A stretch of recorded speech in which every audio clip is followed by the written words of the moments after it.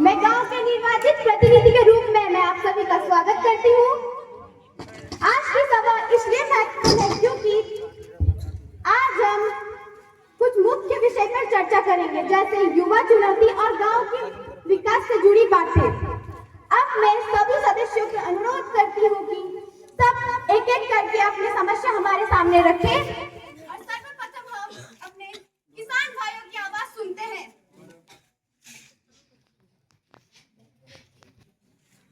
इस समय उपस्थित माननीय मुखिया जी, सदस्यों को मेरा प्रणाम।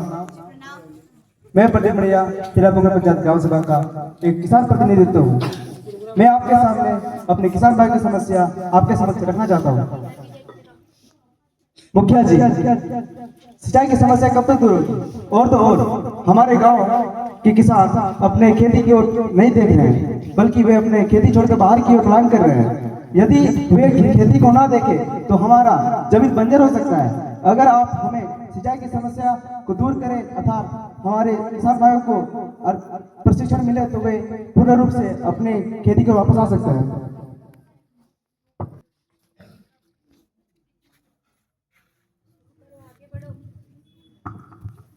प्रश्न बिल्कुल सही है।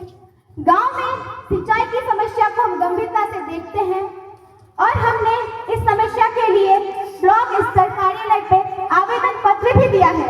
जैसे ही वहां से हमें कुछ सूचना मिलती है, वैसे हम और हमारे सदस्य मिलकर कुछ निर्णय लेंगे और गांव में सिंचाई की समस्या को पूरी तरह से दूर करने की हम कोशिश करेंगे। एवं जहां तक बात रही युवा कृषि क्यों नहीं कर रहे, क्यों कृषि के प्रति आकर्षित नहीं हो रहे हैं, तो इसके लिए भी हमने किसी विभाग से बात की है।